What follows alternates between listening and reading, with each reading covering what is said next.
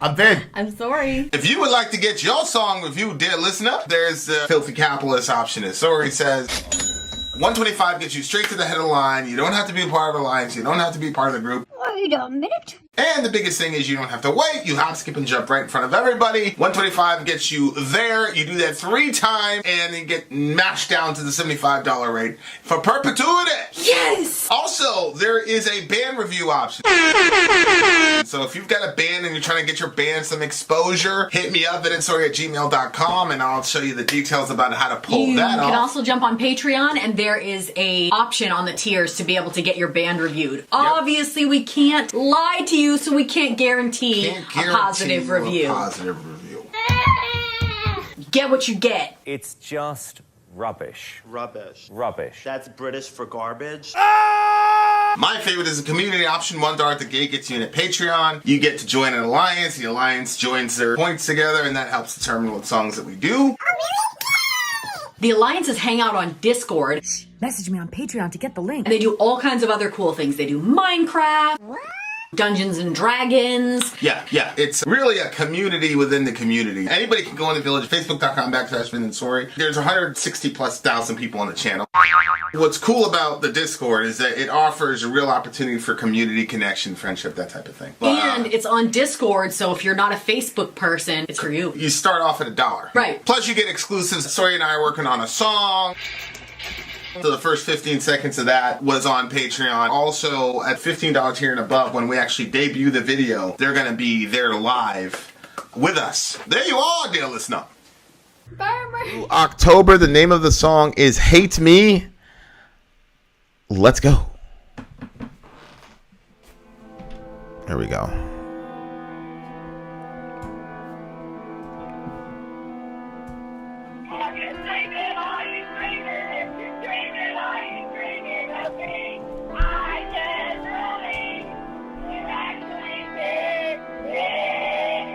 Hey, Justice is your mother. It is 2:33 on Monday afternoon. I was just calling to see how you were doing. You sounded really uptight last night. It made me a little nervous, and well, it made me nervous, but it sounded like you were nervous too. I just want to make sure you are really okay, and just wanted to see if you were checking in on your medication too. You know I love you, and I'm concerned. Take care, honey. I know you're under a lot of pressure. See ya. Bye-bye. I have to block out thoughts of you so I don't lose my head. They're crawling like a cockroach, leaving babies in my bed, dropping little reels of tape to remind me that I'm alone, playing movies in my head that make a porno feel like home. There's a burning in my pride and a nervous bleeding in my brain. An ounce of peace is all I want for you. Will you never call again? And will you never say that you loved me just to put it in my face? And will you never try to reach me? It is I that want to hate me today. Hate me tomorrow. Hate me for all the things I didn't do for you. Hate me in ways, yeah, ways hard to swallow. Hate me so you can finally see what's good for you. I'm sober now for 3 whole months. It's one accomplishment that you helped me with. The one thing that always tore us apart is the one thing I won't touch again. In my sick way, I wanna thank you for holding my head up late at night. While I was busy waging wars on myself, you were trying to stop the fight. You never doubted my warped opinions on things like suicidal hate. You made me compliment myself when it was way too hard to take. So I'll drive so fucking far away that I never cross your mind, and do whatever it takes in your heart to leave me behind. Hate me today. Hate me tomorrow. Hate me for all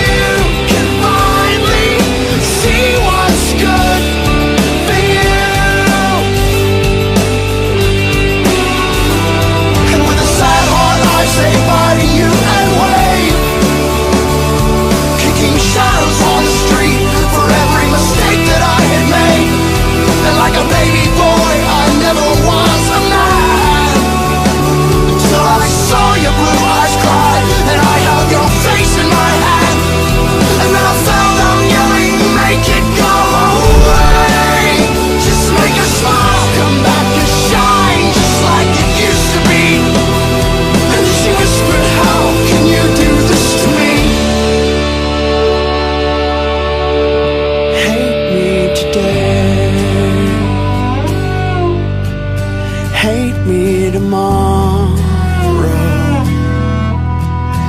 Hate me for all the things I didn't do for you. Hate me in ways, yeah, ways hard to swallow. Hate me so you can finally see what's good for you. For you. For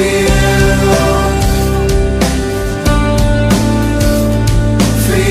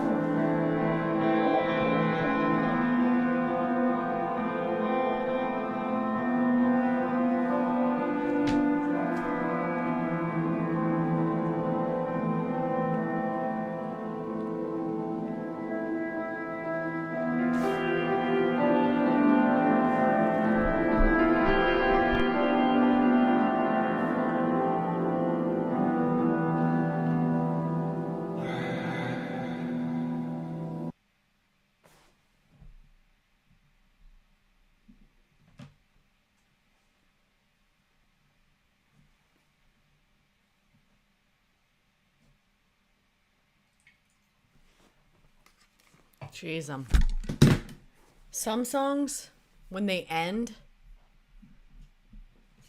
you just don't want to move. Like it sucked you in deep. Yeah. What's going on in your head? I mean, that's a pretty complex song because it's like Amy was saying that it was like 3 layers deep. Kind of, it seemed like it was. Let me say. It was about his mom. It was about, his addiction issues.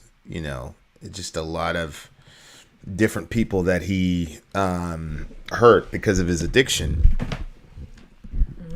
And there's a movie with. I'm not even gonna say. I'll tell you later. I don't even want to say because I don't even want people to tell me what the name of the movie is. But anyway, it's about this dad, and he's got this kid. He's got his son, and it's about him and the drug and all that shit.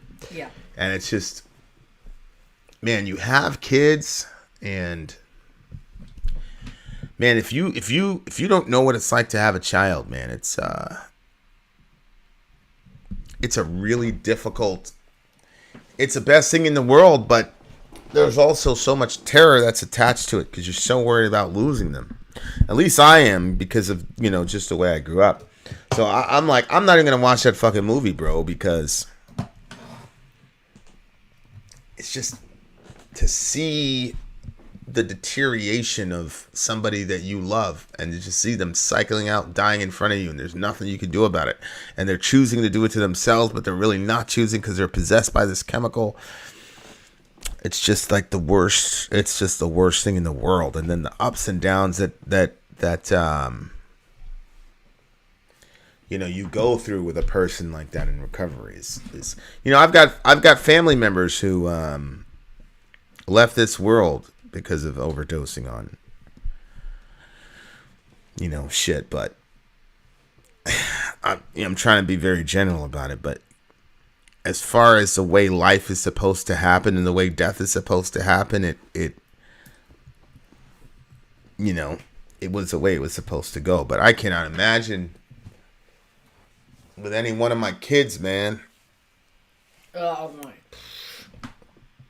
And it's hard because I feel the same way. Like his mother died before he got over his addiction. Oh. So she never got to see him. And that's a big thing about me with my mom. Like she never really got to see me on the other side of my mental illness issues, you know, just because we had so much of our own. Yeah, she never really got to see like a functional version of me. We never really were able to relate after that. Was that mental illness, or was that your all the problems going on all around? Hey, Hollyhock's in the house. No, it's just she's extremely stubborn. I'm extremely stubborn. A lot of stuff happened. But she, you know, she knew what was going on with me, you know, as far as medically speaking, she knew what was going on with me more than anybody else did. And I'm obviously here because of her. Like, not just because she birthed me, but because she saw the point. She saw the issues. But, you know, she was never able to see me be I'm pretty successful. You know what I'm saying? I see what you're saying. So even sell stuff, like, it would have been cool, you know, just for her to sit in on one, just so she could be like, oh, okay, like, this work I put. That was going on when she was still alive. It was. She never saw it. She was in North Carolina. Did she know that it was happening? Nah, not really. Especially like in the last like a year or whatever, she was really out of it. Like,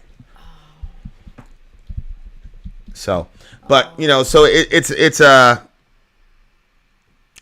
weird thing, man, where I put her through a lot of shit. But, you know, I mean, she put me through a lot of shit too, but, you know, I never had the look over the shoulder thing where I wanted somebody to be proud of me because you know how crazy I am with that stuff. It wasn't that. It was more like I'd love to have looked over my shoulder and say, see, Ma, like the work you did, like, you know, you didn't waste your, you know what I'm saying? Like, she didn't waste her time with this shit. But because you don't think she sees that now more than ever? I would just have been able to to have seen it. See her see it. Yeah. Yeah, that makes sense. But yeah, that makes a lot of sense. But yeah, but holy shit, man, that song is deep because I understand what he's saying. He's trying to tell the girl or whoever, like, hate me so you can get rid of me. You know what I'm saying? And it's really tough, like, hearing his mom on the phone. Oh. Because she's like, oh, you seemed a little uptight. He's in the throes of this giant addiction. But you know how parents are. They're going to find some way to gloss over. Because, you know, that your kid is.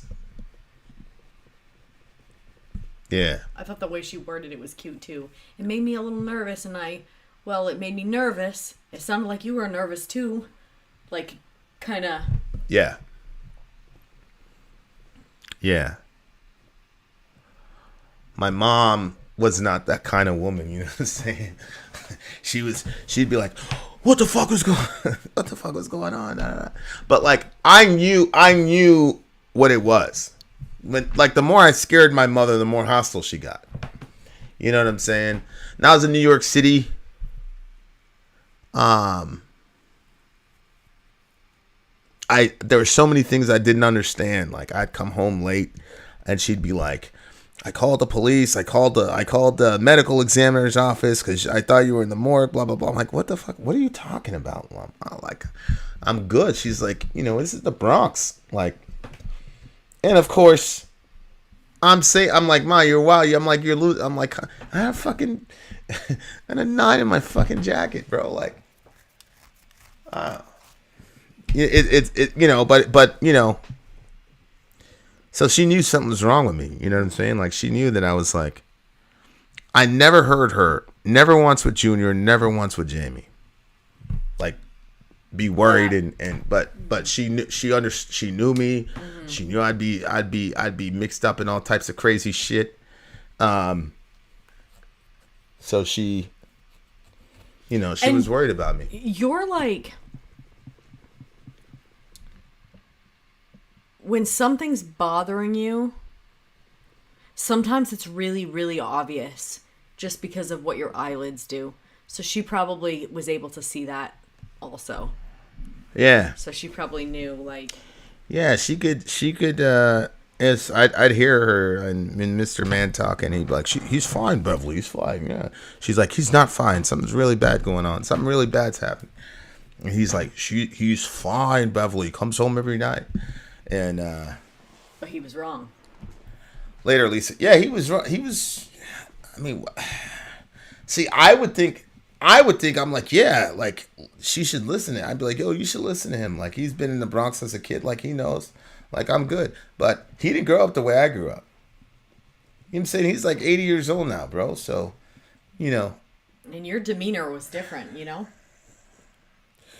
Yeah, I think me being such a small person is helped protect me, actually. You know what I'm saying? Just being a little small guy, like, people are like, oh, that guy, he's not gonna. You know what I'm saying? Yeah. And but yeah, like it's very hard. This song is really, really difficult because I'm looking at it from both perspectives. You know, I'm looking at it perspective of the kid who put his mom through hell, and I'm also looking at it from perspective as a parent now who, I mean, I barely, you know, they have to report to me everywhere they are if they're outside the house. And if we're in the Bronx, it would never happen. They would never be outside. It would never happen. So, I tell them. Moms, especially moms. I don't care where you're going. You're going to the friggin' mailbox. You need to tell me. Moms, they did. It's just.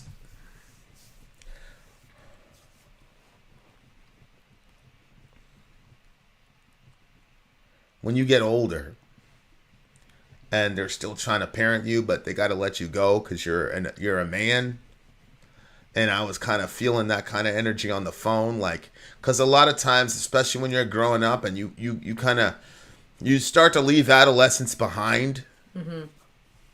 So you start saying shit like, yo, get out of my business, ma. You know what I'm saying? Like, because you have to do that separation because you're about to be an adult, but you're still kind of under their roof kind of situation, or they still have that kind of maternal instinct. So you're like, I'd be like, ma, like, yo, get out my shit, bro. Like, she'd ask me about girl. I'm like, yo, why are you talking about that's weird, bro? Like, don't get in my business. Mm-hmm. You know what I'm saying? So, like, I was feeling that kind of energy from the mom. Like, she was trying not to, you know, like, oh, you looked a little uptight. He probably had a giant meltdown, but she's gonna phrase it that way because she doesn't want to lose it. And like, she wants to be able to. It's just terrible to do that shit to your mom, bro. And she says, I just wanted to make sure you were really okay. Yeah, that to me sounds like he probably said, I'm fine. And then she was like, well, I just want to make sure you really were okay, even though she knows he wasn't. Yeah. And you know,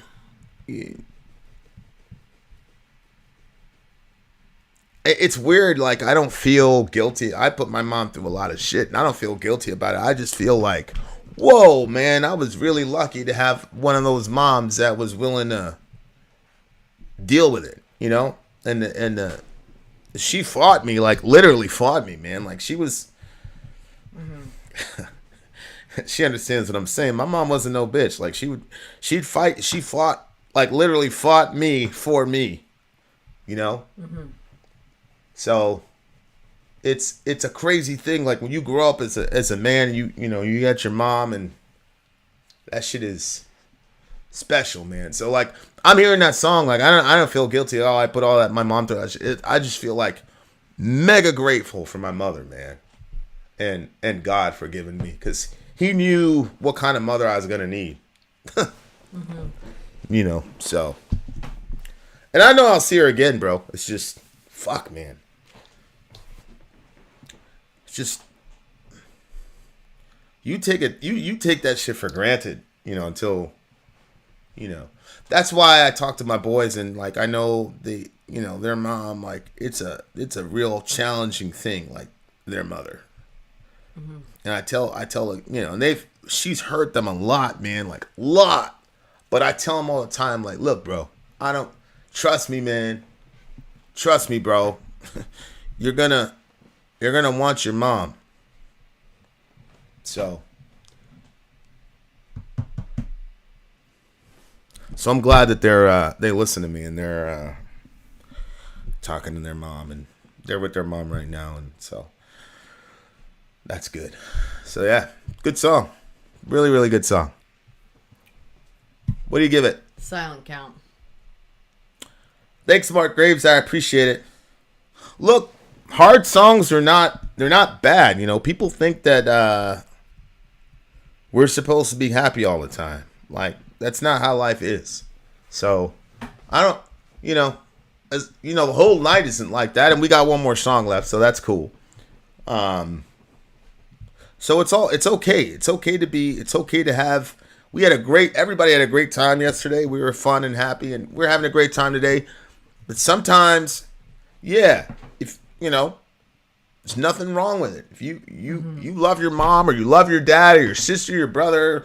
I'm going through some shit with my brother right now. Like, shit is hard, bro. I cried like 3 nights in a row over this shit. So it's okay. There's nothing wrong with it. Nick, great pick. Love the pick. And I'm excited for the next pick. And I'm glad you guys are here, and I'm glad we got music, but I don't want anybody to feel bad, and it's all good. And sometimes, like I said, it's okay to like not be unhappy and to be uncomfortable sometimes. That's okay. Like that's life. And as long as you got people that'll support you and get your back, then, you should express that. And I think that that's what our community, and when I say our community, I'm talking about metal.